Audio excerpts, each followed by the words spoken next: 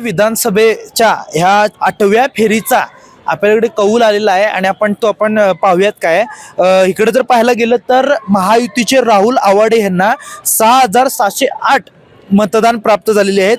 तसंच महाविकास आघाडीचे अधिकृत उमेदवार मदन कारंडे जे आहेत त्यांना 3,927 मत प्राप्त झालेले आहेत। मग ह्यामध्ये जर आपण पाहायला गेलं तर राहुल आवाडे जे आहेत त्यांना 54,504 एवढी मतं प्राप्त झालेली आहेत आणि इकडे जर मदन कारंडेंचं जर पाहायला गेलं तर 32,080 एवढी मतं त्यांना प्राप्त झाली आहेत। मग एकूण राहुल आवाडे जे आहेत ते 22,424 मतांनी आपल्याला आघाडीवरती पुन्हा एकदा पाहायला दिसून येतात। आपण जनतेचा प्रतिसाद पाहूयात की जनतेच्या प्रतिसाद काय आहे ह्या विषयी। राहुल साहेब चंदूरचे रहिवासी असून त्यांना आम्ही 4,000 मतांनी लीड दिलेलं आहे चंदूरमधून आणि इतर काही म्हणजे त्यांना लीड वाढवून 40 ते 50,000 मतांनी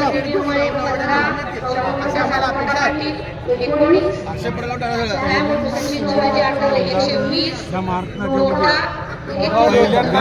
आमदार राहुल साहेबांचा